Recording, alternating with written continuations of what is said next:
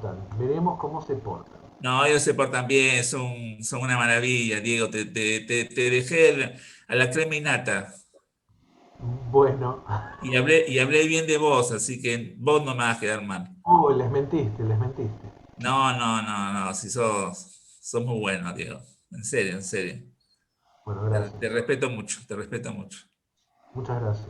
No, por Che, favor, Muy Diego. cuídate. Nos vemos. Chao. bien. Chao, Javi. Chicos, chao, chao.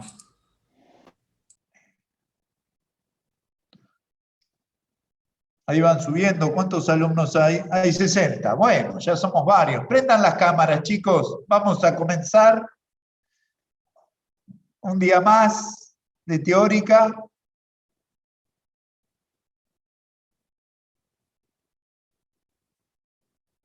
Ahí van apareciendo algunas caritas. Muy bien.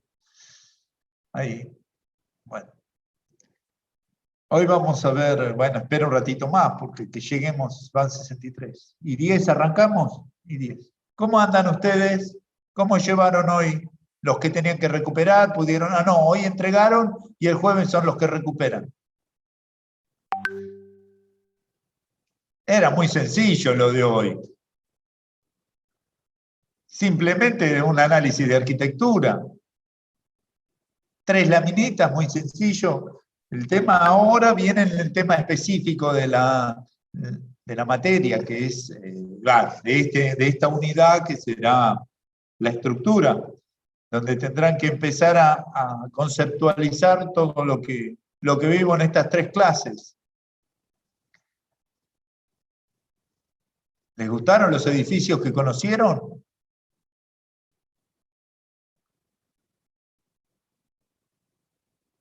A ver qué les parece. Vamos, prendan las cámaras, que son como 60, 70, y solo son 3 que están. Está bien, yo hoy vine despeinado, pero la próxima me peino.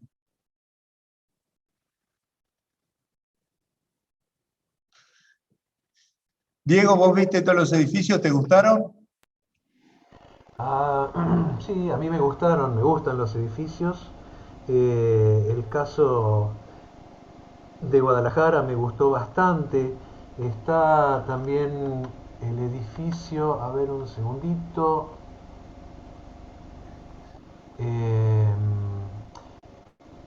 El de está el Rogelio museo Sarmona. Yo quería traer de Nueva York, que es muy interesante. Estuvimos hablando con Lucas bastante de ese edificio. Es interesante en términos de estructura y de cómo representa, cómo tiene como ideas clásicas, pero tiene también un lenguaje moderno y produce ciertos cambios en el entorno. No, no, muy interesantes los edificios. Y el de Guadalajara es muy interesante en términos estructurales. Exactamente. Bueno, ¿alguna pregunta, chicos? ¿Cómo andan todos? Ya somos 70, vamos a dar inicio. Bueno, no, dije y 10, vamos a esperar, vamos a cumplir la palabra. Estamos ahí como trabajando, no sé si ustedes saben, pero ¿a quién le tocó el de Rogelio Salmona? A nosotros nos había tocado. Bueno, hay un profesor de la carrera que estuvo trabajando, no sé si en ese edificio, pero sí estuvo trabajando en el despacho Salmona. El arquitecto José María Cingoni. Cuando terminó, lo normal, no es normal, pero sería lo que a mí me aconsejaron mis profesores, una vez egresado, tratar de estar 4 o 5 años en un despacho, en un estudio de arquitectura, para poder salir a la calle haciendo bien el oficio, o trabajar 4 o 5 años en distintos despachos de arquitectura para ir conociendo los oficios. Y así se formó la etapa proyectual de José María en el despacho de Salmona, y lo quería invitar porque Salmona fue discípulo de Le Corbusier y después se radica en Bogotá, en Colombia, Bogotá en especial, y a partir de ahí empieza a ejercer. Y siempre me dice, te tengo que dar una charla porque le insisto mucho sobre ese tema, porque la curiosidad me invade a ver cómo era Rogelio, porque la Fundación Le Corbusier tenían un orden donde cada persona que dibujaba entraba ahí, no sé si el despacho de Le Corbusier era un rectángulo muy finito donde uno entraba, tenía la administración, el despacho de él y luego todo el salón.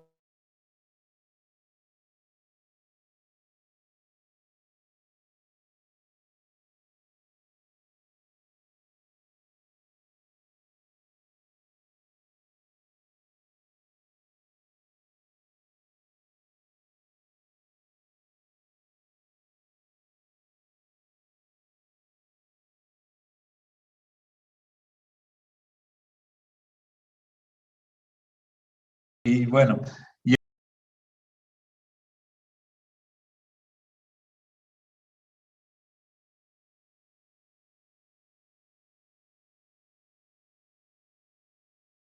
en un grupo grande, eran como 20 en ese momento. Todo eso de la vida común y los chistes también están en la vida profesional. Entonces, un amigo mío que es colombiano me contó que trabajó con él y le contaba las anécdotas que había hecho en el despacho de Le Corbusier y son muy simpáticas. Y ahora lo vemos casi como símbolos de la arquitectura colombiana, como intocables. Y los intocables son humanos y todos nos reímos. Bueno, vamos a dar comienzo a 84. Un minuto más y arrancamos. Hoy tenemos la suerte de ir al hueso de la materia, es tratar de comprender o acercarnos a la comprensión de cómo descargan las fuerzas y cómo nos afectan las fuerzas en un edificio a través de los materiales, llegan a la tierra. Esto casi es una introducción a lo que ustedes ven en estructuras 1, 2, 3, 4, depende del nivel de la composición de estructuras, pero el concepto mínimo, porque creo que es muy difícil trasladar lo que ven en estructuras a traerlo a construcción, de que una flecha se convierte en una columna o en una carga. Eso que es una flecha muy abstracta de un peso consolidado de 1000 kilos puede representar un tanque de agua, que tiene que bajar por los muros hasta llegar al cimiento para que no se caiga. Este dilema es el principal dilema que tienen todos los arquitectos para definir los espacios. Los arquitectos que construyen, claro, hoy está muy desvirtuada nuestra profesión, pero porque hay muchas formas de representar la arquitectura, pero de construir hay una sola, manteniendo el equilibrio y la gravedad. Después, una vez que definimos cómo controlamos la gravedad, podemos variar a nivel de diseño o de materiales, pero el primer desafío es la gravedad. Ahora, si me permiten, voy a compartir la pantalla con...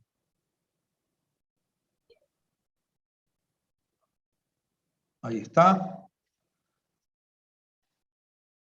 Y construcciones, de aquí arrancamos. La primera. Aquí, bueno, nosotros estábamos hablando siempre durante toda la cursada, vimos el espacio arquitectónico. ¿Se acuerdan estos gráficos de las clases de Odone? Y yo aquí les daba solo el pequeño aporte de que el espacio arquitectónico tenía 3 elementos para hacer espacio: el observador, la luz y el límite. Y especialmente hoy vamos a tratar cómo se construyen los límites. La estructura es el alma de la construcción, forma y materiales. Esto quizás, como lo fui hablando, van a decir, ya lo escuché, pero más vale repetir las cosas así, se van fijando, más hoy en día que las clases, al no ser presenciales, uno no puede identificar la atención que tenga. Lo importante para esta clase vamos a llevar adelante a partir de este libro que les recomiendo a todos, es Estructuras para Arquitecto, de Mario Salvadori y Roberto Heller. Es un arquitecto, es de una editorial argentina, CP67, y esta es una foto de la tercera edición. Hoy en día debe andar por la edición número 14 o 15. Es un básico, es para entender qué pasa con los espacios. El primer espacio que se puede definir, que hizo el hombre, podemos definir las ruinas de Stonehenge, 3.000 años antes de Cristo, entre 3.000 y 2.000 años antes de Cristo, son los primeros espacios en la prehistoria. En ellos observamos que están compuestos por un sistema trílico. ¿Lo han sentido nombrar este sistema trílico? Es muy bueno, porque es el ABC. Viga y columnas. En el medio se generó el espacio. El mismo sistema trílico nos da origen a comprender toda la construcción griega. Al erguir un elemento como una piedra, se reconoce como un espacio arquitectónico, y cuando se utilizan dos verticales con una tercera, surge otro espacio, el arquitectónico, que es el dentro. A esta relación entre tres elementos lo llamamos estructuralmente como espacio trílico o sistema trílico de los tres componentes. Todo Occidente comienza a ejecutar sus obras a partir de aquí, que realmente lo que les comentaba recién, las cargas que en estructuras las definen por una flecha son un peso o un soporte. Entonces, el sistema de cargas es aproximadamente las cargas de la cubierta, que son cargas exteriores, esto lo han visto en estructuras, cargas accidentales, de mantenimiento, de nieve, de lluvia, son más la carga del peso propio de la cubierta, van a ser apoyadas sobre una viga, y esta viga junta otras cargas, se desaloja a ser distribuido entre dos columnas como paramentos verticales. Todos estos pesos propios llegan a un basamento o zapata para poder evitar que se hunda la columna, se le hace este basamento. Hoy en día, en nuestra construcción, hacemos una zapata. Si es un muro de carga, hacemos una zapata corrida. Si es una columna puntual, hacemos una base aislada. Y en algunos casos, ustedes van a ver que la zapata puede ser que sea excéntrica. Bueno, en la construcción, es el nombre que recibe el conjunto de elementos unidos, conectados entre sí, que tienen la función de recibir cargas, soportar esfuerzos y transmitir esas cargas al suelo, garantizando así equilibrar la gravedad, y en esa acción se denomina la función estático-resistente de la construcción. Hay ítems que voy a ir leyendo y hay ítems que vamos a ir remarcando en la clase. Lo más importante es comprender estos cuatro conceptos, que el mejor enemigo, el gran enemigo que tenemos que vencer es la gravedad, y para ello lo vamos a denominar la función estático-resistente, que se representa con elementos constructivos. Este concepto, función estático-resistente, es lo que ustedes van a desarrollar y profundizar en la materia estructuras 1, 2, 3 y 4. Depende del profesor y cómo organice la materia. La función específica es poder analizar las componentes de su función estático-resistente. Antiguamente, en especial, el sistema trílico en el mundo griego se ejecutaba de esta manera. No sé si alguna vez lo vieron. Los griegos utilizaban, para vencer la gravedad, los materiales de construcción que utilizaban sus edificios como adobe, madera, terracota, piedra. La terracota es tierra mezclada con grasa, que en climas muy cálidos se endurece. En climas cálidos se endurece y con la lluvia se disuelve. Hay que tener un par de temas ahí, que la cal se mezclaba con estos componentes y después fue superado por el cemento. Pero estas eran las formas. Acá vemos cómo construían. En esta foto, a la izquierda vamos a ver cómo es la traba de estas piedras talladas y luego cuál era el proceso de construcción. Y cada piedra estaba enganchada, adherida a la otra por una pieza intermedia de plomo o de hierro que podía generar el encastre entre las dos. Esto nos permite reconocer que en la construcción en un muro tradicional de piedra, más allá de la traba para unificar el plano, es necesario que las piedras estén unidas, que los materiales estén unidos. Y miren, aquí eran unas grúas de madera que cargaban y con especie de poleas podían subir y trasladar. Y los ganchos que utilizaban en la piedra eran de esta manera. ¿Por qué les digo que esto? Mírenlo bien, porque desde el mundo griego hasta hoy en día funcionan las grúas. Habrá cambiado la tecnología, pero la forma de tomar los elementos no ha variado mucho. ¿Sí? La pluma que se engarza o las pinzas que agarran el material a trasladar no ha variado mucho. El concepto de tener un elemento y ese elemento, ¿cómo logro anclarlo al otro siguiente? Es el gran dilema de la construcción existente.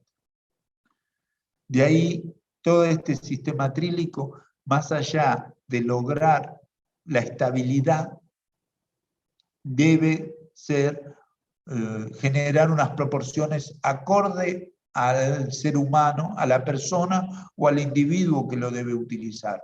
Para ello, los griegos reconocían una proporción áurea para definir las formas y así lograr un lenguaje estético. Hoy en día casi hay que trabajar muy bien estos conceptos del lenguaje porque cada material lo fabrica un industrial con unas medidas determinadas, muy ajenas a las medidas de la obra que uno desea. Antiguamente, para cada obra se hacía el ladrillo a esa medida, acorde con la proporción de esa medida. Esto que les estoy comentando lo pueden ver ustedes en las obras de Wright. Todas las casas de Wright tenían un ladrillo diferente, porque él mandaba diseñar a los hornos las longitudes y las dimensiones de ese ladrillo. Más que nada. Y eso, cada pueblo, cada cultura tenía un tipo de hornos y unas proporciones del cuerpo, que lo vamos a ir avanzando. Bueno, para ir avanzando un poco, un tema más en profundidad, vamos a ver la composición del sistema trílico del Partenón. Si lo tomamos de una geometría euclidiana, Euclides lo han sentido nombrar en matemáticas. Es importante que lean otra vez los conceptos que él trabajó, más allá de las fórmulas, porque la base de nuestra geometría que ustedes representan en CAD es euclidiana. Y el gran confusión que generan cuando representan un modelo 3D, un render, es que trabajan en una geometría no euclidiana y eso se forma todo. Por eso le decimos que trabajen con pequeños angulares, no gran angular, porque les deforma toda la geometría. Pero eso lo van a ver si ustedes se animan a curiosear en los conceptos de Euclides. Hoy si vemos el Partenón está trazado por un grupo de columnas que sostienen una sucesión de vigas, de piedras que se conforman en una viga. ¿Sí? conjunto de dos geometrías, la euclidiana y la no euclidiana. Esto es muy importante porque el Partenón es una de las pocas figuras que tenía que estaba identificado a ser visto desde el propilio. Propilio era un solo punto de vista, un solo lugar, que era en la puerta de la Acrópolis. Desde ahí se iba a observar. Entonces, los griegos en ese momento estudiaron la proporción, como era el templo de los dioses, es decir, era la casa del tesoro de la Grecia antigua, donde estaba la estatua de Zeus. Ellos estudiaron y trabajaron la deformidad del ojo, de vuestra vista, cómo se modificaba cuando llegaba a los bordes. Para evitar eso, modifican la distancia de cada columna, para que cuando lo vemos, vemos que es una figura ideal, que no tiene deformaciones.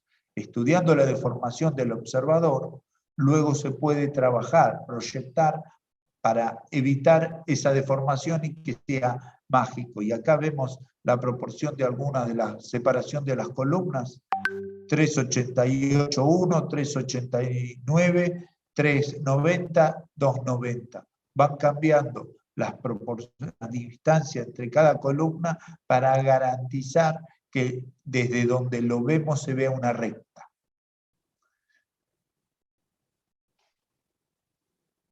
Otro tema, sistema trílico que define, que avanza a partir del sistema trílico, o en especial del árabe, es la construcción del arco, donde de las construcciones griegas tenían piedras individuales que se alineaban para llegar a dos columnas y tenían unos elementos de anclaje.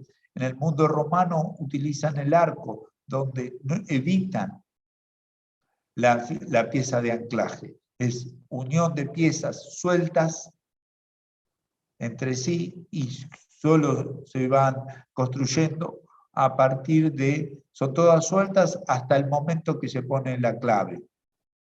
Es una figura estructural que permite, a partir de la geometría, la curvatura, superar grandes luces entre dos pilares o dos muros, transmitiendo toda la carga de los apoyos mediante formas oblicuas que denominan el empuje.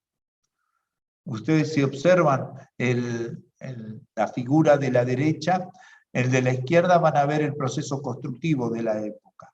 Y si observan la figura de la derecha, es un arco romano, donde van a poder observar detenidamente que el espesor del arco es inferior al espesor de las columnas. Ahora, a continuación, vamos a estudiar cómo se consolidan y cómo es la fuerza.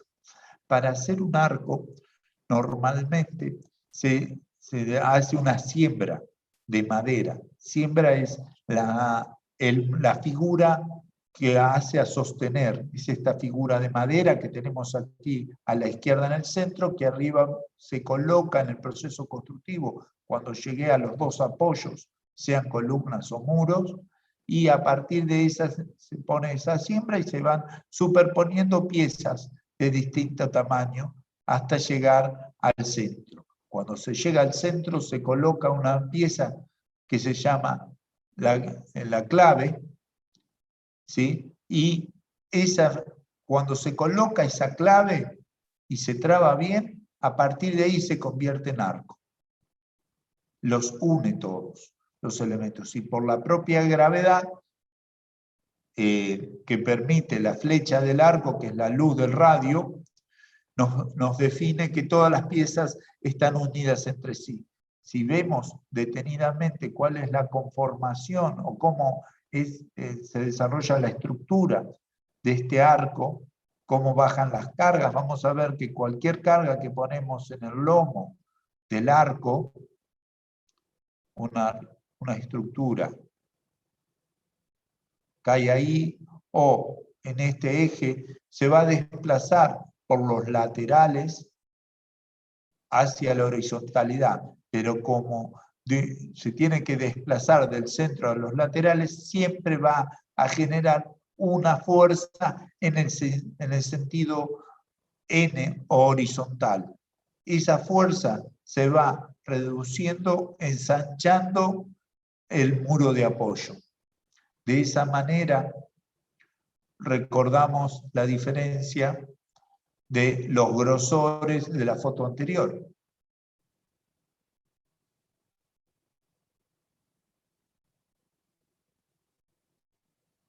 ¿Ah? Si vamos a la foto anterior, no, espera un poco. Ahí está. La foto anterior, ahí, si recuerdan el detalle, yo les hacía observar el ancho de las piedras que sostienen entre sí el arco y las columnas del arco, que eran de mayor grosor, es porque aquí va a tener que soportar un esfuerzo en N, que aquí lo vamos a ver, que es estas rayitas en rojo que intentan a desplazar. Si intenta a desplazar hacia los laterales, nosotros tenemos que prever un elemento que le haga si hay una fuerza en ese sentido, por estática o por equilibrio, tenemos que generar un elemento que tenga una fuerza de igual magnitud en el sentido contrario. De esa manera vamos a lograr el equilibrio, que es lo más importante en la construcción. Luego el mundo griego, el mundo clásico, después de los griegos vinieron los romanos lograron esto a partir del estudio en detalle de esta figura del arco, ¿sí? Que es un arco colocado a una repetición radial en un eje, construimos una bóveda. Y así se construyó un sistema de estructura plana, y así se construyó la obra arquitectónica más importante del mundo clásico.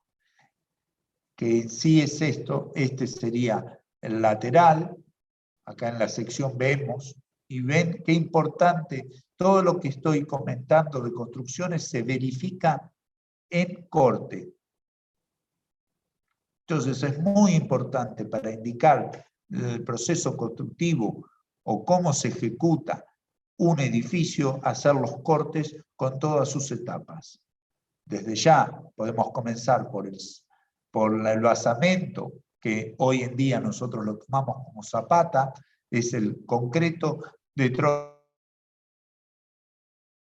son los dos columnas, ¿sí? Que definen un grosor de muros horizontales, que son las que vemos aquí en la foto, llegan en un momento de concreto y ladrillos de tufo y ladrillos comunes, que son los que tufos son los de escombros de obra.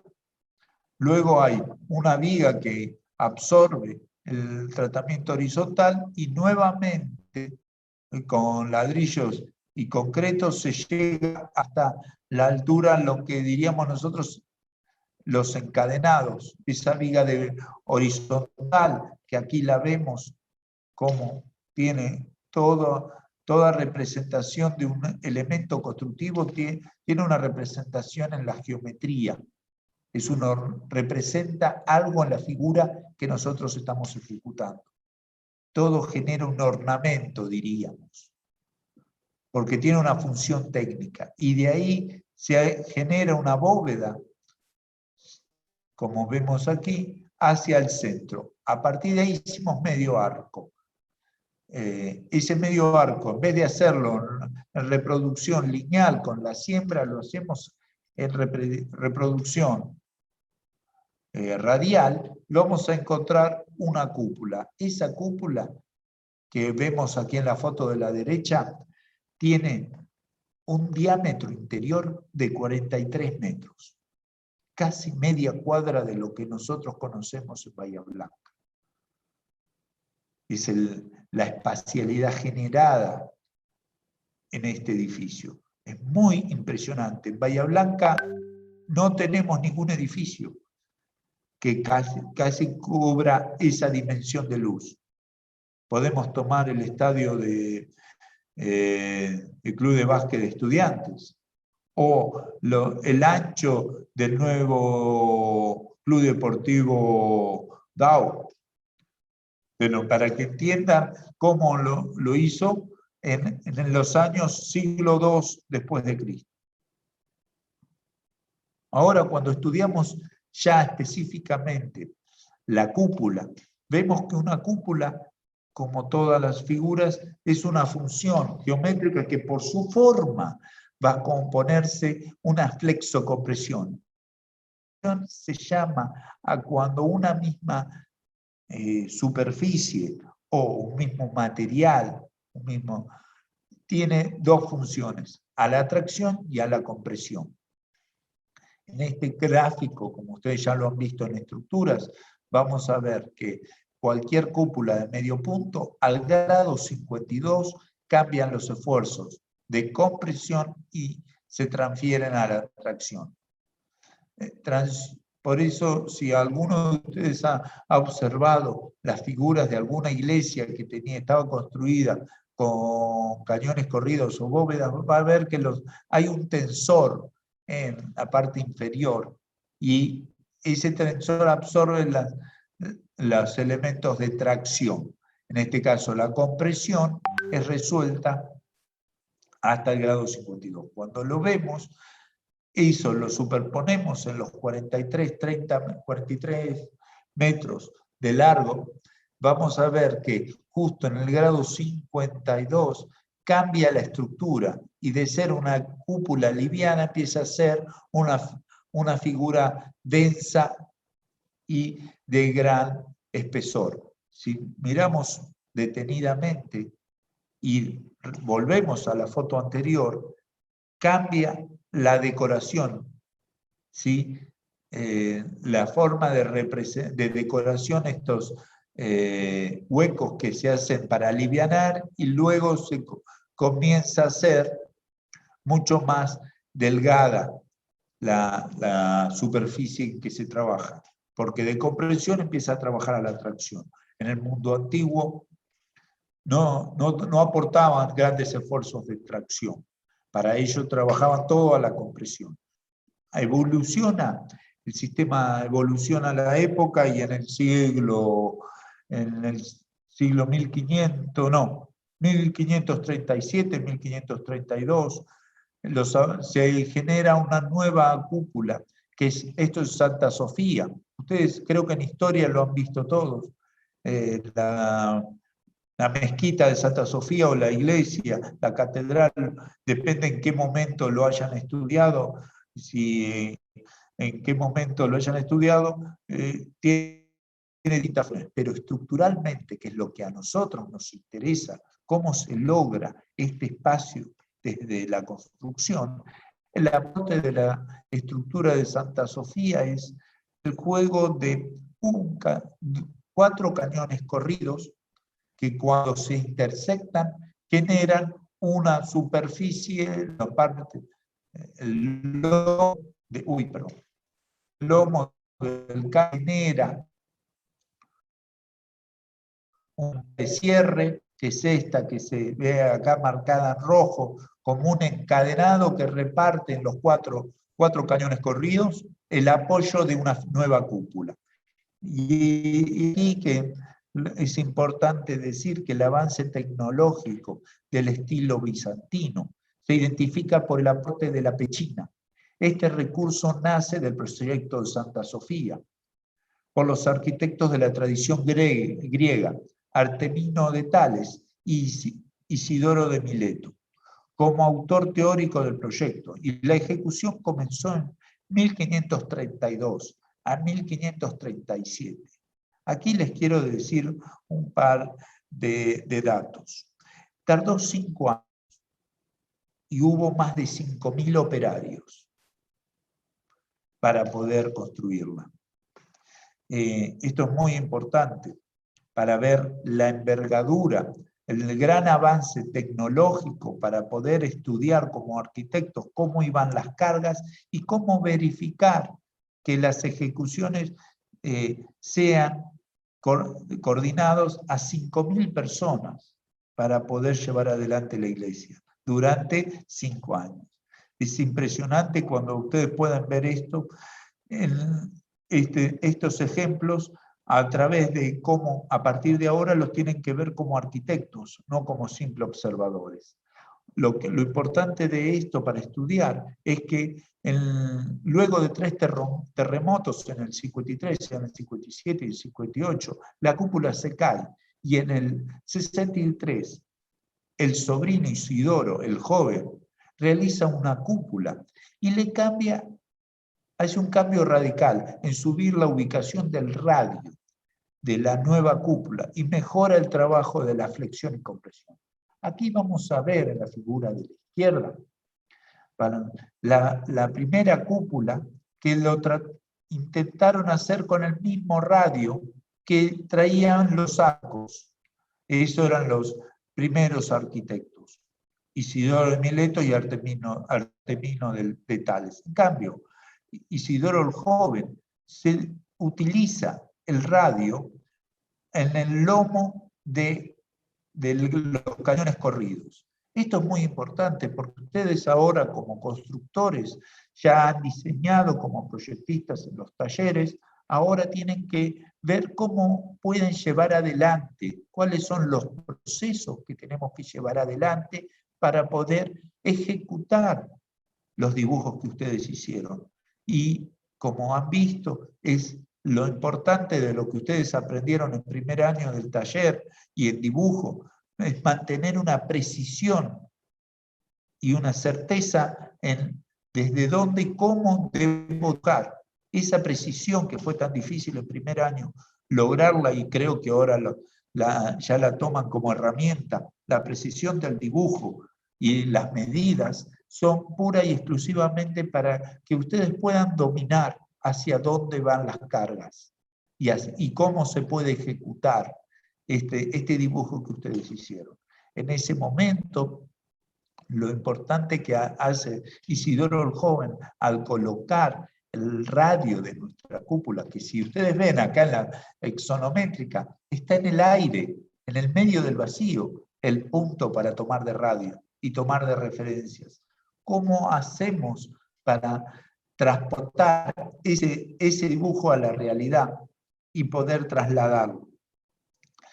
Hay que empezar a buscar conceptos puramente desde la geometría, y el gran cambio que hizo en esa cúpula al subirla, lo que generó fue lo que habíamos visto en el Panteón, que ahora genera un arco donde el grado 52, que en la primera cúpula no trabajaba, y toda la figura trabajaba la compresión, y nada trabajaba la tracción. Al subir el arco de la cúpula, se genera este diagrama que les muestro aquí.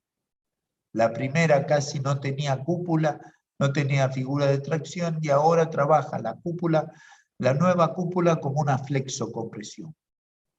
La pechina en sí es este elemento, que es este triángulo que se genera aquí entre la viga de borde en rojo circular y la forma de descargar a tierra. Este vacío que se genera ahí cuando se techa, cuando se consolida, se le determina la pechina que va a depositar la carga en los 4 apoyos. Esto es muy importante, este concepto de las pechinas, porque dio origen a todo el legado del gótico, construcción románica y gótica que veremos en los siglos posteriores, donde en un comienzo el legado del gótico es incluir la figura antropomórfica en las plantas de las catedrales. La figura antropomórfica hoy ustedes ya la han trabajado de otra manera en arquitectura, pero cada documento, cada planta la han estudiado según las proporciones del cuerpo. Le han dado a las mesadas un largo de 60, un ancho de 60, por es el largo del brazo despegado del cuerpo, y un armario cuando hace los dormitorios, estudiando estos conceptos. 60 centímetros, o las camas las hacen de 90 por 2 metros para poder garantizar su correcta función. Ese concepto de incluir la figura humana dentro de las catedrales, dentro de la arquitectura, nace a partir del legado del gótico, donde en un inicio querían representar a Cristo crucificado en las plantas de las catedrales. Como así podemos identificar que los accesos a las catedrales siempre daban al este, los brazos al este o oeste, la cabeza hacia el norte. Así se hizo, era la forma de replantear las iglesias en esa época. Para ello yo les recomiendo, si pueden, vean la película o lean el libro Los Pilares de la Tierra, que habla sobre, bueno, se desarrolla la novela sobre todo el proceso de construcción de una catedral gótica.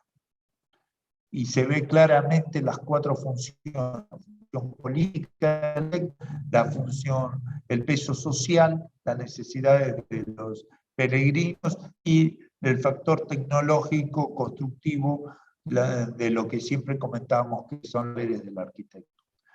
Los espacios arquitectónicos son la prolongación del cuerpo humano, por lo tanto determina sus dimensiones.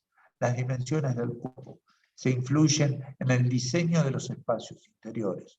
Son 2 tipos, estructurales y funcionales. La dimensión y la proporción del cuerpo humano influyen en la planta como una altura en el mobiliario de lo que habitan. Es muy importante esta figura del cuerpo humano, por la dimensión de todas las catedrales está tomada en una forma de representar tantos codos o tantos palmos, que eso se denominó después en pulgadas y pies. Pero las proporciones de todas las catedrales están basadas en las proporciones de las personas que lo trabajaban, de los operarios. Pero cuando analizamos estructuralmente cómo se pudieron llevar adelante estos efectos de la construcción gótica, es a partir de las catedrales. ¿Se acuerdan que veíamos las pechinas en Bizancio recién? La pechina en sí sería este elemento, este trozo de construcción que sería triangular. En el gótico en especial, se vacía esa superficie construida para lograr resumirse en una viga, que se convierte la pechina en la bóveda de crucería. Y lo más importante es reconocer que aquellos elementos de los cañones corridos de toda la cultura romana, que desplazaba cargas hacia los laterales, ahora a partir de ahí vamos a ver que esas cargas de estos arcos va a ser trasladada hacia la tierra por los arbotantes, que son pequeñas espigas, sostenes, que aquí lo vemos en azul, para distribuir la carga en otro elemento, en otra columna a nivel horizontal. Y así se van reduciendo las cargas, donde la arquitectura va tomando nuevos elementos para generar estas nuevas salas y galerías para poder responder a cómo descargar a tierra todas las cargas de la cúpula. Vemos así.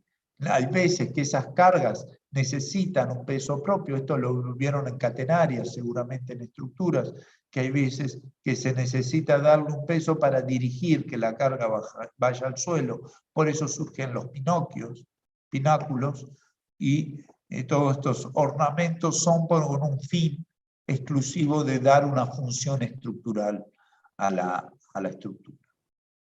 De aquí, a partir de aquí,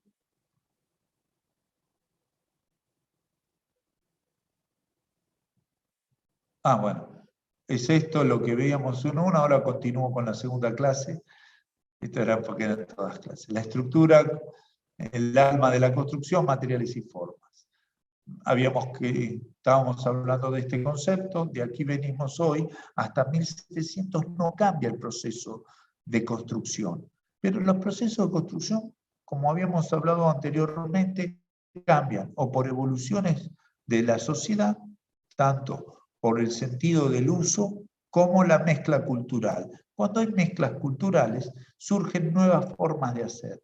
Y la revolución industrial empieza a trabajar pura y exclusivamente con darle un conocimiento y deja de ser el concepto del constructor en las obras, deja de ser una academia de constructores para dar el oficio, de un oficio a construir, es decir, se empieza a sistematizar todos los procesos constructivos para poder ser un legado y no aprender tanto de padres a hijos.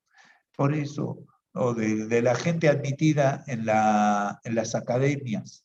Las viejas academias, cada academia tenía un oficio. Donde la revolución industrial, el oficio solo se transforma en aprender de las academias de construcción y saber hacer, sino comienza el estudio racional de la forma, donde la estructura es saber pensar. ¿Qué es lo que el gran aporte que hace la revolución industrial? Empieza a identificar cuáles son los esfuerzos que tienen que ser resueltos por esa estructura. Entonces aquí vemos en la figura de la derecha como un simple peso es sostenido por un elemento que es un hilo que cumple la función de tensor. Eso mismo, si utilizamos la silla, nos va a dar estas formas de deformada, de ser colgada, para lograr, en el último caso, tanto si lo tomamos desde el respaldar o si tomamos desde el asiento de la silla, vamos a ver que tiene distintas formas de ser colgado y el punto de equilibrio en este caso puede ser este bailarín, que con el juego de equilibrios de una pieza hacia un lado y de la pieza hacia el otro, mantiene el equilibrio y él logra una estabilidad. Este es un concepto muy importante a tener en cuenta, porque nuestro gran desafío es mantener el equilibrio, vencer a la gravedad con una carga igual y semejante a la que proyectamos. De ahí, el claro exponente es el del Crystal Palace, que se celebró en 1851, que si vemos detenidamente lo que se propuso acá, es estructuralmente, vemos que es una caja de cristal, pero la forma de construir es una catenaria que en este caso, donde tiene arcos, columnas y arbotantes, y se va ensanchando para poder absorber el mismo concepto de las catedrales. El gran aporte que surge aquí es que cambia la materialidad. Lo que en las catedrales góticas eran piedras y ladrillos, aquí todo se hace con metal. Y por la tecnología de la época, lo que en las catedrales góticas se cerraba con vitrós que conmemoraban distintos párrafos de la Biblia o partes de la Biblia, aquí no son también resueltos con cristales. Aquí vamos a ver que son todos grandes planos de cristal que nos permiten integrar el exterior con el interior. Las dimensiones de este palacio fueron increíbles, pero lo que más incide es el nuevo material, el hierro, las proporciones del hierro laminado.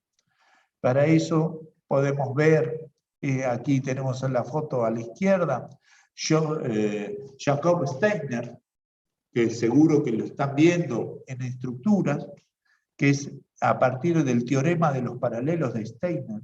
Es un teorema que a partir de la forma geométrica se puede resolver tanto las columnas, las vigas y las columnas, tanto el flexo compresión como el pandeo de las columnas. Sí, el nuevo sistema estructural de la época, la revolución industrial generó tanto movimiento social y tanta investigación que se repensaron todos los materiales de una forma de ejecutarlo más simple o con mayor tecnología. Bueno, se definió el término de tecnología y cómo poder reproducir los materiales que necesitaba el ser humano para desarrollarse. Y se trabajó tanto, y se estudió tanto, y se probó de tantas maneras de ejecutar. Fue la época de los inventos, donde de ahí creo que el invento más importante es cómo crear el cristal, o en los vidrios de gran dimensión, donde se estudió y se identificó con la composición del vidrio, donde en sí óxidos de metales, para los cristales se le ponía más óxido de plomo y para otros vidrios, y lo más importante, se calentaba este sílice, estos productos alcalinos, y el sílice a grandes temperaturas se hacía una nueva masa en los hornos, y al poder dejarlo, se vertía en mercurio, en bateas de mercurio para poder lograr el cristal.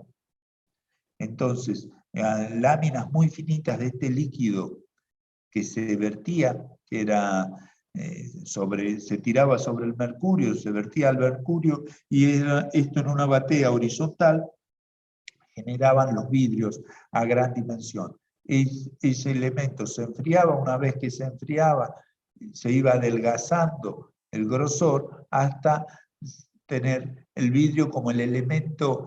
Si yo les contaba el otro día que el hormigón fue el material estrella del siglo pasado, el cristal y el hierro fueron los materiales estrellas de 1800. Las dimensiones de cristales, aquí vemos en la foto una fábrica de cristal en esa época. ¿Sí? ¿Por qué les muestro esto? Porque es tan importante saber cómo se producen los materiales y cómo se ejecutan, porque nosotros vamos a tener que ejecutar una obra.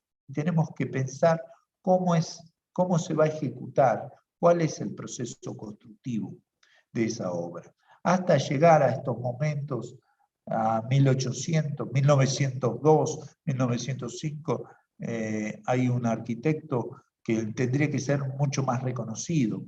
Ese reconocimiento Rem Koolhaas lo marca y le hace un pequeño homenaje haciendo una exposición a la vida de él, que se llama Auguste Perret. Fue el primer arquitecto, constructor, su padre era dueño de una constructora, y él estudia arquitectura y se recibe en las Bellas Artes de París, y empieza a aplicar los conocimientos de la revolución industrial y utiliza la construcción de su padre como laboratorio, y empieza a construir el primer edificio de hormigón armado, que es esta foto donde él mismo, aquí arriba a la derecha, es la cara de Auguste Perret, abajo Koolhaas haciendo el homenaje, y aquí a la izquierda vamos a ver la foto de este edificio, que es el primer edificio en 1902, primer edificio de vivienda en 1902, hecho de materiales de hormigón armado. Acá, ¿qué es lo que el gran aporte de Perret? Fue el componer lo que ustedes ven como flexión simple en el hormigón armado, fue utilizar para la construcción de viviendas los sistemas de la armadura dentro del hormigón. Y eso nos genera estos tipos de esfuerzos, que ustedes en estructuras los van a definir, los grosores, los espesores, pero el concepto específico es, si ustedes tienen una viga simplemente apoyada, es decir, con un apoyo que le quita 2 grados de libertad y uno que le quita solo 1 grado de libertad, vamos a ver que le ubicamos una carga repartida y va a tener una deformada de esta manera. Se va a deformar de esta manera. esta deformada nos va a definir que abajo va a traccionar y arriba va a comprimir. Para comprimir ya se había identificado que el mejor elemento era el hormigón armado y para traccionar era el hierro.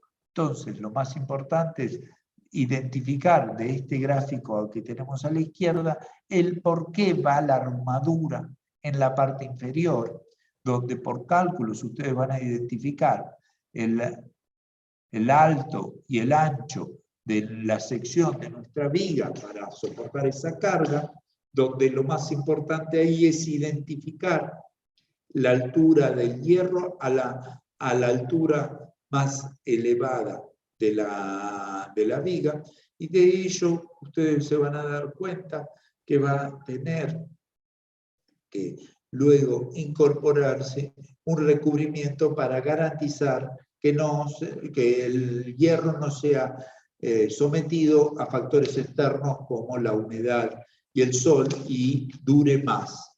El recubrimiento no tiene un sentido estructural. El sentido estructural es de la altura del hierro a la parte más alta de nuestra viga. Estos elementos los vamos a ver que tienen estas composiciones, tanto en la tracción, donde cambia el baricentro, y lo que veíamos recién en las cúpulas, en el grado 52, donde esa lámina cambiaba ese material cambiaba las tracciones, lo que arriba comprime es este eje horizontal acá y abajo empieza a traccionar, donde acá se calcula el C y el I. Todo eso se puede hacer a partir de los estudios de Steiner, Jacob Steiner. Cuando nosotros construimos estos conceptos, vamos a ver que esto es, para los curiosos que nunca estuvieron en una obra, les cuento que acá esto es un encofrado, donde se está haciendo un casetonado de hormigón, donde acá tenemos la armadura, donde van a ver ustedes que la armadura superior hay algunas de repartición, que es la de los bordes, y en el medio no llegan a unirse, porque ahí va a haber unos esfuerzos que generan el empotramiento de esta viga, que va a haber una tensión a la tracción arriba y abajo, pero en sí la carga, la armadura más importante va a estar en la parte inferior. Los elementos, los estribos, que son digamos, cuadraditos de metal que une a todo, como atando a los hierros, se llaman estribos, y estos estribos nos ayudan para absorber los momentos de corte. El corte es otro esfuerzo que hay que estudiar, tanto la tracción, la compresión, como el corte. Pero aquí solo es el sentido, lo van a ver ustedes bien en estructuras, y lo importante es casetonado, se le llama, porque se aliviana con este tipo de ladrillos o telgopor. Hoy comúnmente se le pone telgopor. Esta foto es donde permite reducir la cantidad de hormigón, y por lo tanto va a reducir la cantidad de peso sobre las columnas, sobre las vigas, y las vigas sobre las columnas. Esta sería de viga en viga, sería una losa, y de columna en columna sería la viga principal. Vigas secundarias que absorban estos cuadrantes y están reforzados por esta doble viga superior, donde por caballetes se unen las dos vigas. En sí, como conclusión, podemos tomar que las estructuras están compuestas por tres elementos: resistencia, el material; rigidez, la forma; y con el sentido de mantener una estabilidad, la necesidad de luz entre los apoyos. Estos son los tres conceptos: la resistencia, la rigidez y la estabilidad. Para ello, en caso ya en estructuras, que esto lo van a ver en estructuras 3 o 4, están las cáscaras o estructuras laminares. la cáscara, el primer concepto, es el concepto de un huevo. Si ustedes toman un huevo que hay seguro que tienen en sus casas, van a ver que una figura de esa dimensión tiene una resistencia muy alta. Hay veces que le podemos poner una carga en el eje vertical, una carga importante y no se va a romper. Y cuando lo rompemos lo tenemos que hacer por una figura cortante. Esa figura cortante nos va a permitir que ese elemento, ese borde de la cáscara, del estudio de ese tipo de componentes que están en el cuerpo humano, se resuelven puramente por forma, porque en sí la cáscara del huevo le ponemos una carga de menor dimensión y la terminamos rompiendo, depende del apoyo que tenga, por su contextura de forma. Para entender las cáscaras hay que entender que son el mismo elemento repetido en un eje de traslación.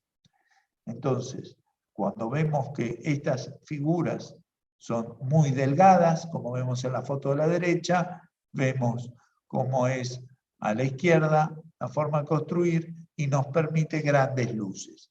Lo que en este caso vamos a ver aquí, cómo estas láminas, en este caso son de hormigón y aquí son metálicas, como esta obra del Centro Cultural de Sarajaf, de Zaha Hadid.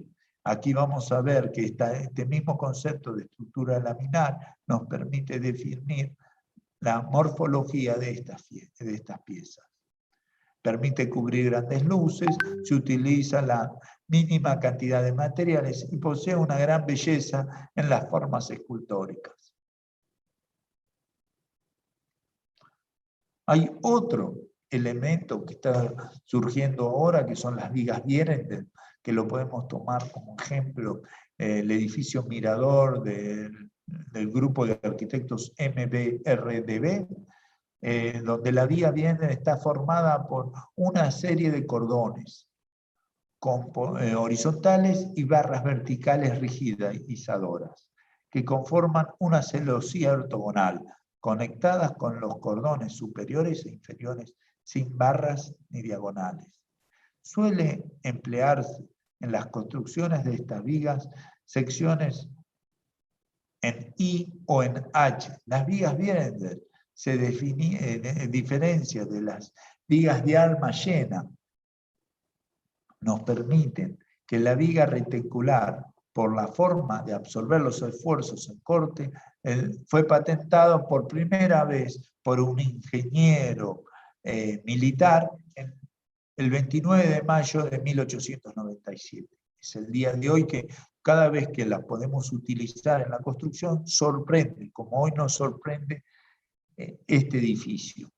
Que pueda garantizar en este edificio que vemos en la foto de la derecha, cuando está terminado, que genera un espacio vacío, una plaza pública a esa altura, en el piso creo que 15. Genera una plaza que no tiene apoyos. Si vemos cómo se ejecutó, vamos a ver que se hizo con un cajón metálico, una viga metálica, donde la viga Vierender comúnmente está definida a la viga que permite un uso entre los cordones. Sí. De aquí vamos a pasar a un pequeño edificio, Galería de Media TIC, de un barrio de Barcelona, donde vamos a ver la ejecución, que aquí, como veíamos anteriormente, aquí se está armando la viga Vierender en el suelo, y están las grúas, se montaron las columnas para sostenerla, y aquí vamos a ver el paso cuando la están ejecutando, elevando. Entonces hicieron todo el techo en el suelo, lo cubrieron, lo armaron y lo empezaron a elevar. Por un grupo de anclajes, subieron y lo pudieron, una vez que estaba arriba, lo atornillaron y lo soldaron y lo dejaron fijo. De esta manera, que es que en un espacio mucho menor se pudo llevar adelante con mucho menos personal que si lo hubiéramos, menos andamios, que si lo hubiéramos hecho pieza a pieza en su lugar inicial. Aquí se está utilizando el concepto de una prefabricación in situ. Se hace la pieza que se va a montar luego en el lugar de la obra.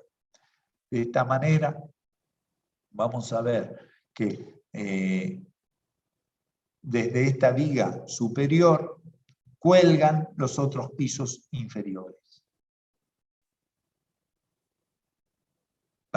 ¿Qué nos permite esto? Tener una planta baja libre sin apoyos, totalmente pasante.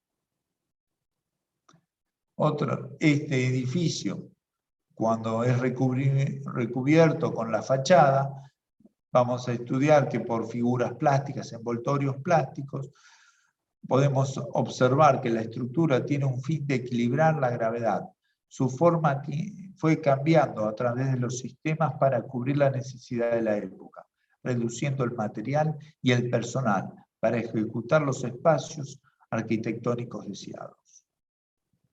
Esto es lo que a mí me interesaba comentarles en el día de hoy. Para resumir, en el día de hoy tomamos primero las construcciones masivas, las abovedadas, las entramadas o aporticadas, que son las de cualquier construcción tradicional, las triangulares o conceptos de vigas Vierenthal, que su origen fue hacer grandes puentes de fácil ejecución, las colgantes, las neumáticas no las vimos, porque creo que para estructuras neumáticas no vamos a avanzar, pero sí es importante que ustedes las conozcan. Las laminares, como les mostraban las cáscaras de Candela, uno de los ingenieros, arquitectos más importantes, que ya se lo había mencionado en la clase anterior. Nosotros estábamos muy rodeados de las estructuras laminares en todos los vehículos que nos rodean, que sostienen el peso del coche más los individuos a través de estructuras laminares que puede tener, que puede conducir las chapas del coche, y como último espacio las geodésicas, que fue un invento de un arquitecto americano. Que ahora se me fue la cosa. Bueno, ¿están bien o voy muy rápido? Chicos. No, va bien. Va bien, bueno. Acá hay otro tema muy importante y le traje este ejemplo del Taj Mahal. ¿Lo conocen al Taj Mahal? ¿Lo han visto en alguna foto de turista? Es una de las obras más bellas de la historia de la arquitectura. Pero más allá del Taj Mahal, lo que les quería comentar era que ya superó más de 25 terremotos. ¿Y cuál es la condición de que una estructura pueda absorber los movimientos sísmicos? Cuando vemos el Taj Mahal, vamos a ver, es un palacio dedicado a la mujer bueno, es un palacio que a su vez es una tumba, porque cuando muere la mujer del rey, lo mandó a construir, y él lo hizo lo más bello que podía en ese momento, y como mausoleo está aquí la mujer enterrada, los restos de la persona, pero lo que a nosotros nos interesa es que es un edificio construido a la vera de un río, que tiene del otro lado, lo que no es vera del río, tiene grandes espejos de agua para garantizar un mejor acondicionamiento climático, pero si lo vemos estructuralmente, vamos a ver, y por eso aquí le puse el corte y la planta, estudiar y prestar mucha atención en esto, que la superficie de huecos en relación a los elementos llenos. Los elementos llenos serían los elementos constructivos, los elementos donde se bajan las cargas a tierra, estructurales exactamente, casi es de un 40-60. 60 vacío, 40 de lleno, del volumen que ustedes están construyendo.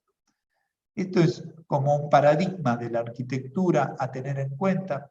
Es una sucesión de un acceso, un hall, 4 salones perimetrales, un hall central que nos vierte a 4 accesos. La composición es clásica. Es muy simple, es muy clásica, donde nos permite apoyar la cúpula. Pero lo más interesante a tener en cuenta aquí es que por qué en este caso este edificio pudo superar un montón de sismos y 4 de gran envergadura. Lo importante es que la superficie, hay un ratio, pero esto lo van a estudiar más en estructura, pero el concepto que nosotros tenemos que manejar, que según la superficie del planta, más del 3% tiene que ser de apoyo. Cuando de la superficie de planta se trabaja con estructuras del menos del 3%, esas estructuras tienen que ser muy bien estudiadas y verificadas en qué zona geográfica le toca ser construido, porque va a ser de poca resistencia a los sismos. Se ha estudiado por distintos estudios de ingeniería que cuando superan el 3% se garantiza una mejor forma de trasladar los esfuerzos de un terremoto a la tierra, a la corteza terrestre. A eso me refiero. Si ustedes no tienen, nunca han visto cómo es un terremoto nos genera movimientos en la corteza terrestre, esfuerzos que no son para los cuales fue calculado el edificio, porque todos los edificios están calculados por esfuerzos que van al centro de gravedad. Los terremotos no son esfuerzos que van en sentido horizontal, perpendicular a la gravedad. Como estos esfuerzos tienen que ser absorbidos por la Tierra, de esta manera podemos nosotros garantizar que si de nuestra planta supera el 3%, no vamos a poder trasladar los movimientos de carga al suelo de mejor manera. Sin avanzar en estudios sísmicos, ni poder hacer absorciones en las bases, ni estabilizadores en las vigas, solo comentar ese concepto que para proyectar es importante a la hora del anteproyecto. Y otro concepto más importante, lo que vemos es, ustedes han visto estructuras que para las columnas de hormigón armado, ¿qué nos puede producir? Cuando están mal calculados o las patologías de las construcciones. Aquí le traje un par de fotos porque para mí el mejor elemento que un arquitecto puede entender los problemas constructivos al entender o al tener que resolver problemas de patologías de las construcciones, que es todo un trabajo dentro de la arquitectura, y de ello acá les voy a mostrar. Ustedes ven que normalmente un apoyo de columnas, acá están las fórmulas, es decir, no es muy importante que hoy recuerden las fórmulas, pi al cuadrado por EI sobre L sobre 2, o identificar el pandeo, o 4pi al cuadrado por módulo de elasticidad por módulo de inercia sobre L al cuadrado. Eso no es tan importante. Lo más importante, porque eso lo van a ver en estructuras, no nos sirve a nosotros dentro de nuestra materia, es entender que es según la altura de la columna y cómo venga el esfuerzo de la columna, si es simplemente apoyado, como vemos en el caso izquierdo, a ver, acá. En este caso vamos a identificar que ese es un mástil, un simplemente apoyado, donde puede oscilar y donde está libre casi totalmente. Y en las construcciones tradicionalmente tenemos o este caso o el primero, que por momentos de de ruptura o de flexión, es decir, de rotura de pandeo en las columnas, y estas son todas columnas de parking, cuando colapsó la estructura de nuestro edificio, se genera este esfuerzo. Vamos a ver que las fisuras, como ejemplo de la patología, va a ser pura y exclusivamente de esta manera. En cambio, cuando baja bien y son de no haber absorbido o la columna no pudo responder a los esfuerzos de compresión, sería el cuadro número 2. Y cuando tienen esfuerzos de tracción horizontal, sería la quebradura o la fisura en diagonal.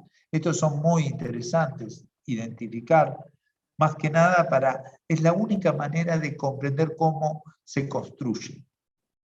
Entender a partir de las patologías de la construcción. Lo demás es puramente empírico y lo empírico cuesta mucho comprenderlo. En cambio, desde de estudiar las patologías y de trabajar en temas de patologías en construcción, uno aprende a comprender cómo son los esfuerzos y cómo fisuran los edificios. Bueno, esto para avanzar, creo que como último tema de hoy, creo que fue un poco larga. Bueno. No, ya está. Dejamos acá y ya otro día continuamos. Terminamos con esto de las columnas y las patologías. Ahora, para los que quieran comentar algo, les dejo esto y los escucho por si tienen alguna pregunta que quieran comentar sobre la evolución de los esfuerzos en la estructura. El fin que tenemos es, a partir de esta evolución de los esfuerzos sobre la geometría de las piezas que ustedes diseñen, poder identificar en el trabajo práctico, en los 9 edificios, en grupo, poder identificar cómo el arquitecto que lo resolvió y lo construyó, resolvió por dónde iban los esfuerzos. Por eso, hoy entregaban la primera parte del trabajo práctico y a partir de ahora comienza la segunda etapa. La segunda etapa, para que quede claro y no perdamos el rumbo, el mismo concepto lo tienen todos los ayudantes, pero la idea es que ustedes puedan descubrir, ser parte, descubrir cómo van los esfuerzos de ese edificio y hacer una maqueta en 3D, una maqueta digital. Quisiéramos que sea física, pero me interesaría que por lo menos reconozcan a través de una maqueta los elementos de nuestra estructura. En SketchUp, la estructura del edificio que les toca. De esta manera ustedes van a poder identificar cada elemento estructural, qué función tiene. Si trabaja la tracción o trabaja la compresión. Esto es muy importante. Después de esto, ustedes van a poder quitar o poner algún elemento, si ven que no funciona correctamente. La mayoría de los edificios representan estos sistemas estructurales. La idea es que ustedes, como equipo de trabajo con sus compañeros, teatralicen o imaginen que trabajan en el despacho de Salmona, de Carmen Pinós, de Diller Escofilio, que son parte. Ustedes saben que todos los despachos tienen muchos equipos de gente trabajando y la idea es que ustedes teatralicen que son parte del equipo, que las fotos del edificio construido son las fotos de un render y de las plantas que hizo otro equipo de trabajo, ustedes lo tienen que llevar adelante la estructura. Entonces les dicen los titulares del despacho a cada grupo de ustedes, resuélvanme esta estructura. Y tendrán que imaginar o reconstruir entre los conceptos de la teoría y lo que ven en planta de corte, por dónde va la estructura del edificio. Por suerte son todos edificios consolidados y construidos que fueron construidos sobre las plantas que ustedes están trabajando. Entonces casi no va a haber error. Lo que pasa es que ustedes van a tener que hacer el hilo estructural, cómo se puede sostener ese edificio. Mucha documentación no van a encontrar, entonces, porque son documentaciones técnicas del trabajo, entonces ustedes las van a tener que completar a partir de los conocimientos, a partir del sentido común de cómo trabaja el esfuerzo tanto de cada una de las estructuras a resolver.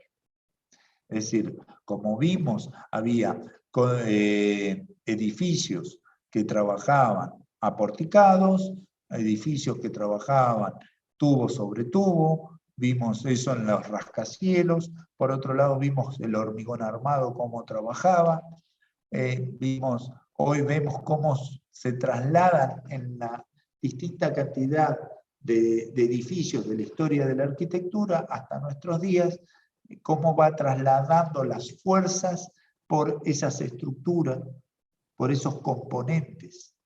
Siempre no, va evolucionando la arquitectura desde sus inicios hasta la actualidad, tanto para lograr mayor liviandad, utilizar menos material y se pueda ejecutar más simple, con menos cantidad de operarios. Eso se logra a partir de un mayor poder intelectual de la gente mayor conocimiento, de la gente que lo piensa y lo va a desarrollar. En este caso, ustedes intentarán o deberán llevar adelante este proyecto, el que les tocó, y entre la foto del edificio y las plantas tienen que llevar adelante la estructura. Solamente se tiene que modelar toda la estructura, desde los cimientos hasta la cubierta. No necesito ni envolventes ni ninguna otra sala, solo el sistema estructural. Son parte de un equipo de trabajo dentro de uno de estos despachos grandes, consolidados, que les van a pedir que resuelvan la estructura de ese edificio. Entonces, tendrán que tomar, esto es un ejercicio normal para cuando ustedes estén en una empresa grande, hay un equipo de personas que hacen render, hay otro equipo que tratan al cliente y resuelven las plantas, y una vez que están resueltos esos dos, se pasa a la etapa de construcción. O les toca resolver la estructura, o les toca resolver las instalaciones, o les toca resolver los acabados. En los grandes despachos son muchos equipos que van trabajando. Como ejemplo, les puedo decir el caso de un edificio, bueno, le puedo contar en el despacho de Norman Foster. Es un despacho que tiene en un momento el despacho de Londres, porque todas estas grandes figuras tienen distintos despachos según ejecutan, tenían más de 400 dibujantes. Y un amigo mío estuvo trabajando ahí y me dijo que en 6 meses lo vio una sola vez a Foster. Entonces, ellos se encargaban en representar los halls de los edificios de oficinas. Él entró en ese equipo. Después, en otro despacho, es el despacho de Gerson de Neuron, no sé si los conocen, estos arquitectos suizos, que tienen un nivel espectacular en el tema de materialidad y composición arquitectónica. Si no los conocen, googleenlos, son muy interesantes. Para hacer una de las torres que se están ejecutando en Suiza, el anteproyecto, solamente el anteproyecto lo hicieron entre 100 personas durante 3 meses. Para que tengan un poco el concepto de por qué hay que trabajar en equipo y qué importancia es aprender a trabajar en equipo y gestionar su área de trabajo. Ustedes trabajan y le delegan su parte de trabajo a otro equipo y así sucesivamente para entrar en esta mecánica de trabajos de grandes empresas. Por lo menos escucharlo en este trabajo práctico de 20 días poder simular que estamos en una de estas empresas grandes y nos tocan en 20 días comprender este efecto. No sé, ¿les parece bien, chicos? ¿Alguna pregunta? Este experimento lo hicimos el año pasado con muy buenos resultados y fue muy interesante porque se sentían parte de estos grandes despachos y descubrieron cosas interesantísimas que no encontramos bibliografía para el edificio Mare Nostrum de Enrique Miralles o el edificio de OMA de la televisión de China, edificios muy complejos estructuralmente donde creíamos que eran, descubrimos que ciertas estructuras creíamos que eran en hormigón y terminaban siendo en hierro o buscaban otros materiales o había nuevos elementos constructivos como nuevos tensores. Con Norman Foster descubrimos que había unos tensores horizontales en distintos edificios. Bueno, empezamos a descubrir y a proponer nuevas condiciones que nos van a enriquecer a nuestra forma de proyectar. Esa es la idea del trabajo práctico. ¿Alguna duda, chicos? ¿Cuántos son? No, por ahora no. 80. Son 80 nada más, de los 160. Bueno, coméntenle al resto de los equipos cómo es la dinámica. La semana que viene, el martes que viene o el otro, todavía no confirmé bien la fecha, tengo una charla, va a venir un arquitecto local que se dedica a hacer la torre, que nos va a explicar. La idea de la charla es cómo del paso del estudio de arquitectura, del diseño y el desarrollo en planta, cómo él lo lleva adelante, le transmite esto a las constructoras y que no pierda, y cuánto se pierde en esa transformación. O cómo evita que se pierda el potencial de vuestro proyecto. Eso es lo que tenemos previsto aquí en la cátedra y creo que el último jueves, el último martes de la entrega, antes de la entrega no va a haber clase teórica, va a ser clase de corrección, por si alguno necesita alguna consulta con los ayudantes. No sé, ya estoy dispuesto a lo que quieran preguntar. Hoy que no prendieron la solo son siempre los mismos. Charo, Ayelén, Adrián, Joaquín, que están ahí con la cámara. Prendan todos, por favor, aunque sea para saludar. Decir, estamos presentes con el mate acá en la mano. Ahí va. Bueno, ¿les gusta? ¿Les parece que va a ser así? La idea nuestra, tanto con Diego como con cualquiera de los docentes que está aquí presente, Diego, la idea nuestra es que ustedes tratar de ir integrándolos a la vida laboral. Porque ustedes ya superaron la mitad de la carrera o están en ello, entonces, ¿con qué se van a enfrentar? Y lo mejor es enfrentarse con los mejores, porque queremos que así lo demuestren, formarlos para los mejores. Entonces, no tengan miedo, es solo pensar y razonar como hacen ustedes proyectos increíbles en sus talleres. Tanto el MET como el Taller Sur, he visto entregas muy interesantes y está todo preparado, esta materia, para que puedan abordar al cuarto año y materializar sus ideas, que es lo específico. No quiero hablar más, porque ya se me... ¿Quién más? Chicos, ¿quieren comentar algo? ¿Hay alguien por ahí?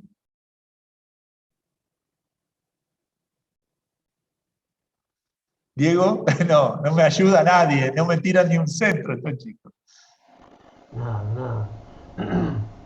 De las cúpulas geodésicas que nombraste, el que las empieza a armar, inventar es Buckminster Fuller. ¿Sí? Ahí está. Que no era arquitecto, pero resulta de su aprendizaje autodidacta genera un nuevo sistema estructural que nos vierte a nosotros. Después, es muy importante en la historia de la arquitectura su forma de pensar. Si pueden, lean el libro de él, cómo pensaba la ciudad, cómo generaba el movimiento de las personas. Es muy interesante cómo no solo lo que dice, sino cómo genera, cómo llega él a pensar eso. Porque ustedes mañana van a ser arquitectos y es muy interesante que ustedes se suban en los hombros de los enanos, como dice Humberto Eco. Para poder, acópiense no tanto de sus respuestas, sino de sus metodologías. Muy gracias, Diego, por el aporte. Se me traba la lengua. Hoy fue un día largo, mucha información, creo. Los martes son largos. Los martes son largos. Pero creo que, chicos, dudan de algo, algo no quedó claro, quieren que vuelva atrás, me avisan, ¿eh?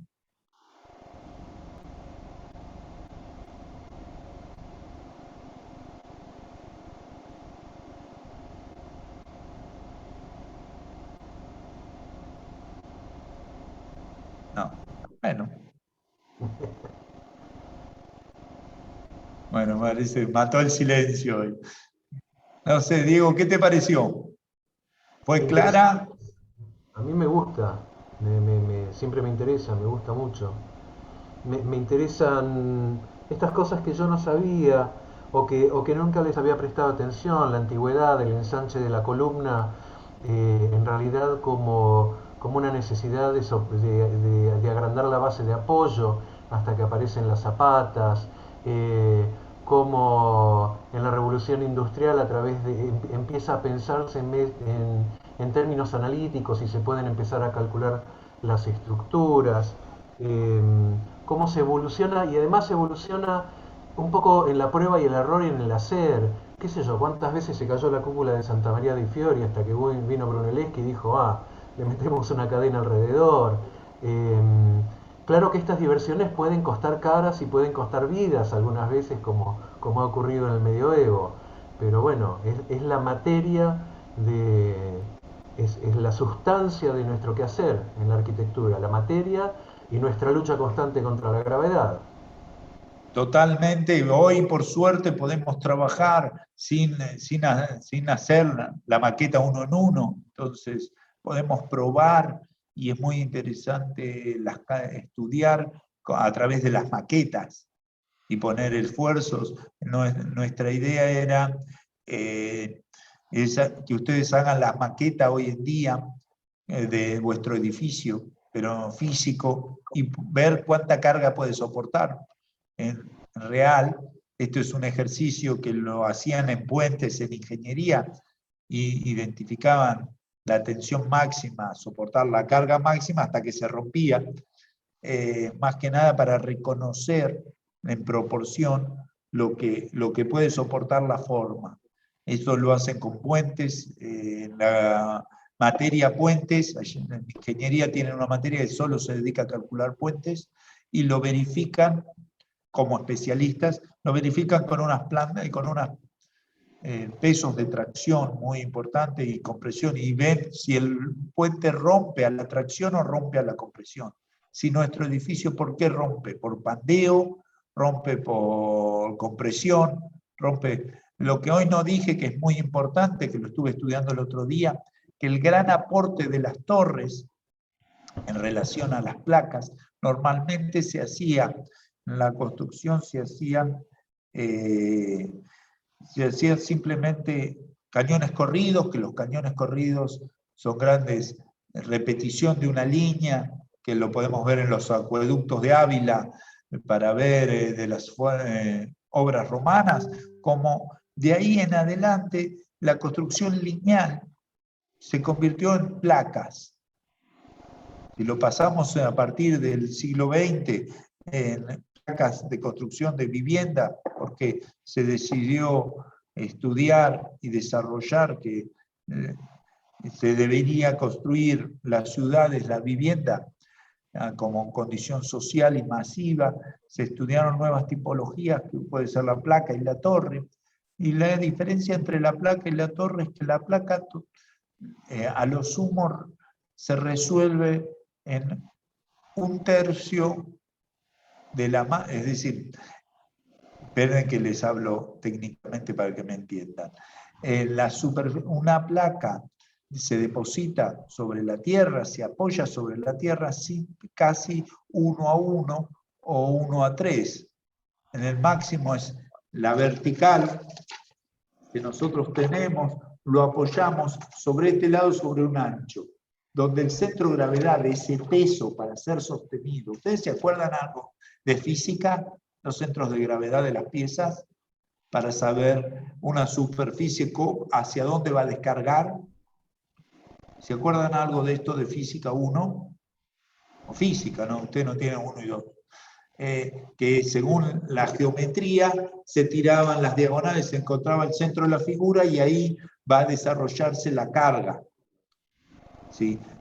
Cuando eso lo pasamos a la arquitectura, la diferencia entre una placa y una torre es que la placa va a ocupar una superficie rectangular y el centro de gravedad va a estar acá, va apoyándose sobre una superficie en el suelo en el mejor de los casos, 1/3 de la superficie total. En cambio, las torres, por su condición de torre o rascacielos, superan de 1 a 5 a 1 a 10. La masa del edificio se concentra en 10 veces menos de su superficie total. ¿Por qué? Porque tengo esto como, y vamos a descargar la carga acá, se va a apoyarse sobre, y eso va a tener un solo inconveniente, el tema del vuelco. Por eso es tan importante estudiar el viento, la influencia del viento.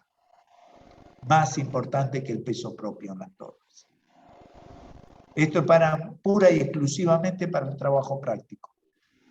Siempre cuando dudan, porque a mí lo que me interesa es, el trabajo práctico es una metodología para resolver problemas.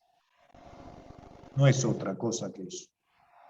Entonces, la idea es que ustedes entiendan esta metodología. Cuando ustedes se encuentran sin recursos, porque no encuentran en ningún lado, y eso que hoy está Internet, Google, sábelo todo, es el gran diccionario que tiene toda la información. Nuestro recurso como profesional no es conocer todas las soluciones, es interpretar los problemas. Entonces, hay que plantear un problema, identificar todos los datos que tenemos y a partir de plantear bien el problema, vamos a poder recordar las experiencias vividas en clase más la curiosidad. ¿Y qué pasa si? Entonces, con toda la experiencia, ¿qué pasó con los romanos? ¿Qué pasó con las catedrales góticas, con las pechinas? Podemos inventar algo nuevo. ¿Por qué? Porque eso que inventemos va a surgir a partir del análisis de todos los factores, todo el conocimiento de la historia, interpretado de otra manera, más reconocer los problemas de ese momento que nos toca como resultado. Al entender, plantear todo eso en un papel y del dibujo a la síntesis, por eso yo de la foto tan gráfica les marcaba que el Panteón en las columnas bajaban flechas y la flecha es puramente una forma de comunicación contemporánea para que todos nosotros comprendamos que por ahí baja un esfuerzo. Entonces, pásenlo a un lenguaje conocido por vosotros. Una vez que lo tienen ese lenguaje, pueden proponer algo. Por eso fue tan importante el surgimiento de la pechina y después del arco de medio punto y el arco ojival para las cúpulas de crucería que dominó todo el gótico. Y como hoy en día estamos a punto de nacer nuevos sistemas, la arquitectura siempre está a punto de nacer. Depende de quién se decida a ser el padre. Es decir, vuestros proyectos están a punto de nacer. Cada vez que tienen que proyectar para el taller o proyectar para... entienden todo el problema y proponen algo. Cómo lo propuso Le Corbusier, cómo lo propuso Mies, cómo lo propuso Foster, cómo lo propusieron la academia. Pero llega un momento que la academia no le sirve para resolver el problema, porque las necesidades cambiaron. Entonces, si ustedes tienen en cuenta que tienen que proponer algo ante sus necesidades, nosotros les damos el método con los trabajos prácticos de entrenarse cómo pueden proponer. Porque el día de mañana les va a tocar construir en medio de la Patagonia un edificio donde casi no tienen mano de obra. Y lo diseñaron, ¿y cómo hago para construirlo con 5 operarios? O con 50. Y no como pudo hacer en Santa Sofía con 5.000 operarios. Entonces, ahí quizás está la creatividad, no siempre en la forma. Hay muchas formas de dar creatividad. La creatividad es parte de resolver los problemas. Hay que plantear los problemas y aportar algo de vosotros. ¿Sí? ¿Se animan? Yo creo que si ya llegaron a tercero, se vienen animando hace 3 años en este desafío.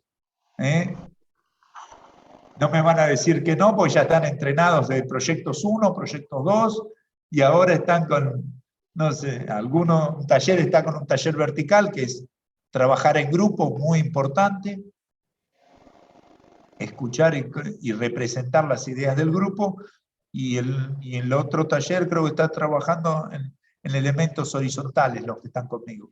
Es decir, resolver un tema específico que nunca habían hecho. Yo nunca hice una escuela de música.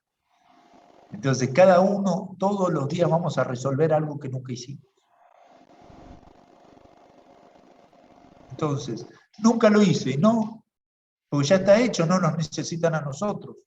Ya está Google. Ya responde Google, no. Nosotros como humanos tenemos que dar un aporte más.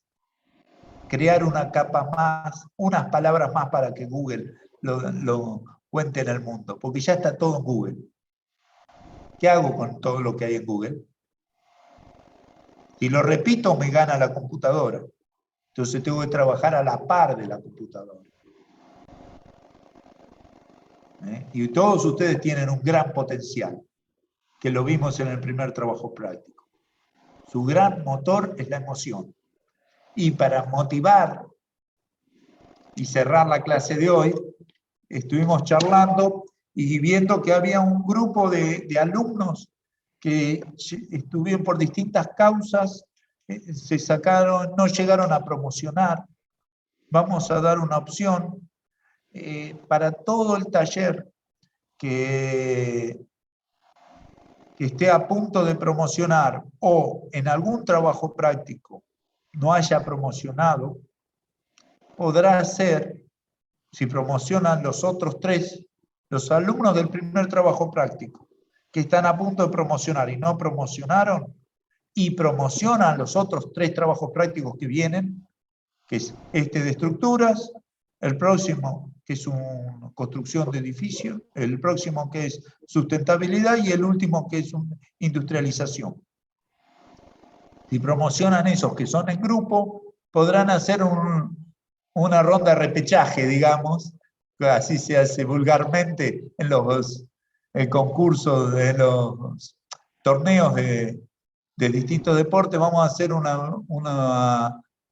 pequeño TP, trabajo práctico, para ese grupo que hizo un muy buen nivel, pero por algún motivo personal no pudo lograr, y le vamos a premiar con la promoción, así como para motivarlos, que todos logren lo mejor que ustedes puedan para estos trabajos prácticos, y así desarrollar y no dar el final. Y el resto es preparar el final, que el final es un trabajo práctico de investigación, pura y exclusivamente investigación científica, que después tiene una defensa oral, que es conmigo o es con cualquiera otro de los docentes que no fue el tutor de su investigación. Y así es, la investigación es con un tutor, como van a ser el PFC final de la carrera. Y la exposición oral, cómo va a ser la defensa, cómo va a ser la defensa de su proyecto final de carrera. Lo que intentamos acá es condensar y cerrar todos los conocimientos de tercero. ¿Sí? ¿Alguna duda más, chicos? Bueno. Claudio, una pregunta. Yo te había hablado y quería saber si hoy habíamos quedado en solucionar un tema que te había mandado por mail. No sé si lo pudiste leer o... No, lo vimos y una de las opciones es la tuya, como otros alumnos, por eso optamos por hacer un trabajo práctico final para todos los alumnos que estuvieron a punto de promocionar. Entonces, le vamos a dar esa nueva posibilidad que no estaba en el inicio, viendo que no sos la única, son varios que estuvieron a punto y por distintos motivos muy importantes, muy personales, no pudieron estar al nivel que otros compañeros. Entonces, esos alumnos van a poder hacer, si desean, hacer un trabajo práctico final y también si promocionan los otros 3 trabajos. ¿Me explico? Porque hoy decir A o B es muy casual de aquí al final de la cursada. ¿Me explico? Entonces, tomamos con la reunión, nosotros siempre tenemos reunión de docentes todos los martes de 3 a 4 y ahí tratamos todos los temas de cada uno de los grupos para mantener el equilibrio en todo el taller. Entonces surgió como esta solución que se haga sobre la fecha y ahí lo veremos de aquí hasta el final de la cursada. Bien, claro, sí, no era bien? específicamente con la promoción, era más que nada con el trabajo, no era tanto por la promoción, sino por la situación que había pasado. No, en este caso, yo vi que tuviste una situación muy particular, muy incómoda, que es la que nos tiene a todos sometidos en esta situación, y el trabajo, no puedo, en este momento, ¿cómo es?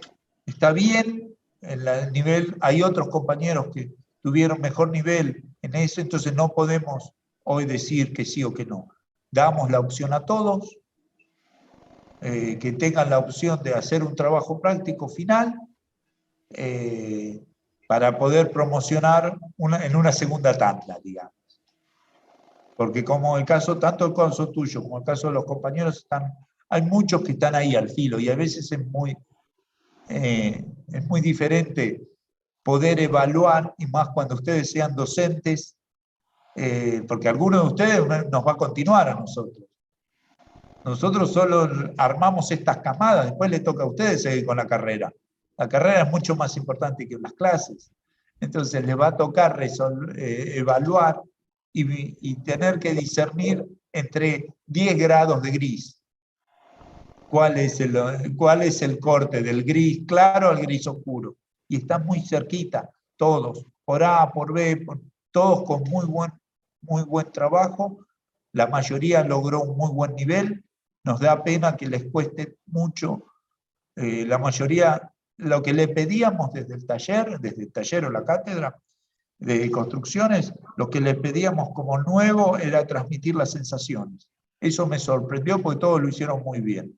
Lo que nos dio un poco pena, que todavía materias que ustedes tienen aprobadas, no se verifica ese conocimiento, como de dibujo, de construcciones 1, como eso es lo que más nos dio pena. La consigna nuestra fue abordada, lo que nos dimos cuenta que no estaba tan bien aprobada o tan bien recordados los conocimientos de esas materias. Entonces, viendo que el problema fue general, dimos esa opción del recuperatorio y no tanto de nuestra materia. Nuestra materia en sí comienza ahora. El resto era una nivelación. El primer trabajo práctico era nivelación para ver qué saberes traían. Teóricamente tenían que tener un saber con todas las materias aprobadas. Y cuando vimos, les costaba mucho integrar. Dibujo con construcciones 1 con taller. Y nosotros estamos formando profesionales. Entonces, viendo que les costó mucho integrar, ahora vamos a hacer un esfuerzo, pero sí la materia comienza ahora, en comprender estructuras de gran superficie. Era como una prueba de nivelación el primer trabajo práctico, donde nuestros objetivos de las sensaciones fueron bien resueltos. Lo que nos sorprendió es que los saberes que nosotros considerábamos que estaban fijos, no estaban tan fijos. Eso fue la gran sorpresa. Esperemos día a día ir mejorándolo y ir acompañando. Porque el segundo trabajo, el tercero y el cuarto, hay que incluir todo lo que traemos más conocimiento de instalaciones, que la mayoría de ustedes la cursó. Y hay que aplicarlo. Nosotros, como ustedes en taller, si el taller llega a crear el proyecto hasta escala 1 en 50, en el mejor de los casos, nosotros arrancamos de 1 en 50 a 1 en 1. O 1 en 20 a 1 en 1. Construcción es la misma metodología que proyectar, porque tenemos que proyectar los materiales, proyectar la forma de construir y proyectar y elegir. Entonces es la misma metodología, pero si el ABC no lo tienen firme, se nos hace un poco difícil. Y la idea de hacer edificios en altura, porque es un tema de cuarto. Cuarto, todos tienen que saber construir. Edificios en altura, porque les va a tocar cualquiera de las comisiones resolver un proyecto con ascensor. Y con escalera de evacuación y con todas las complicaciones. Entonces, por lo menos definir la estructura, dominar ustedes la estructura. Esa era la idea, de que tengan opciones. Hago una estructura laminar, hago una estructura tubo, hago una estructura aporticada, que tengan opciones para elegir una estructura con vigas Bierenthal, como son todas las obras de Kuljas, o de Big, que seguro lo han chequeado. ¿Cómo se ejecutan esas? ¿Cómo se pueden llevar a cabo ese sistema? Yo quiero proyectar así, pero si no tengo claro cuál es el ABC del sistema estructural, no puedo. Y si tengo que proyectar, explicarlos en el taller, que con cualquiera de nosotros, los docentes, somos docentes de toda la carrera, nos vamos a dedicar, pero no vamos a lo específico. Es que ustedes crean, puedan proyectar y crear vuestra solución con ese sistema. ¿Sí, a todos? ¿Está bien?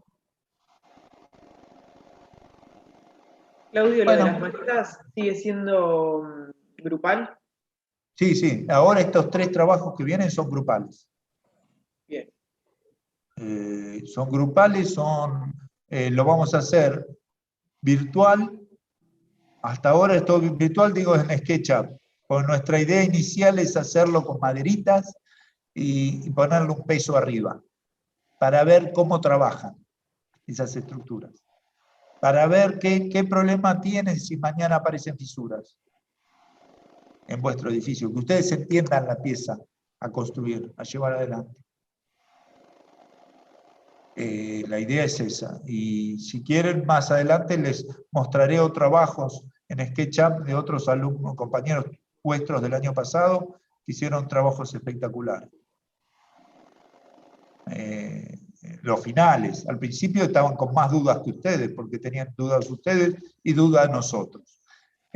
Ahora sé que, porque hay veces que cuando hay muchas dudas, ahora sabemos que este es el camino y que el camino es la metodología, nos va a llevar a comprender.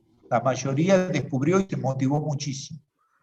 Les tocó edificios de Saja o Novelli, entendiendo que tienen que ser parte de uno de estos despachos, y para los que más se animen, de acá a 1 o 2 años, ya, bueno, esperemos que la pandemia se vaya y puedan hacer prácticas profesionales en cualquier despacho del mundo. Porque Kuljas tiene está 3 años adelantado. Pide estudiantes estamos en 2021, para 2024, 2025, para hacer prácticas profesionales. El despacho Kuljas, como el de Gerson, tanto en la sede de Emiratos Árabes, como en Rotterdam, como en Nueva York. Pero esto lo pueden ustedes chequear googleando los despachos profesionales, o el de Foster. Se meten en la página de él y miran prácticas profesionales Y hay de arquitecto o de estudiante. Y se pueden anotar. No pierdan la posibilidad de hacer lo que les permite la red, o Google, que sabe lo todo. Es decir, ahora nosotros vamos a entrenar vuestra posibilidad de trabajar con todas esas herramientas. O el mismo RCR. RCR ahora está haciendo un laboratorio en materiales, lo conocen al despacho de RCR, que ganó el PRISC hace unos años. Mírenlo, porque tiene una sensibilidad para elegir la materia espectacular. Y también tiene un laboratorio de materiales muy bueno. Y seguro que hay más que hoy no me salen, pero es importante que ustedes, que van a marcar el destino de su profesión, por lo menos curioseen. No digo que se vayan, pero sí empezar a saber qué está pasando en el mundo, porque eso mismo lo van a trabajar acá. O el día de mañana van a trabajar acá en Bahía Blanca o en la zona, y me encantaría que propongan algo de lo que estamos viendo en la carrera. Lo van a hacer. Yo sé que sí. Yo sé que sí, que lo van a hacer o lo tienen que mejorar, pero no solo docentes, sino trabajando y mejorando la calidad estética, solucionando los problemas de lo que estamos formándonos. Y empecemos a trabajar de esa manera. ¿Sí? Bueno, chicos, ya es hora de empezar en los otros talleres. Me disculpan.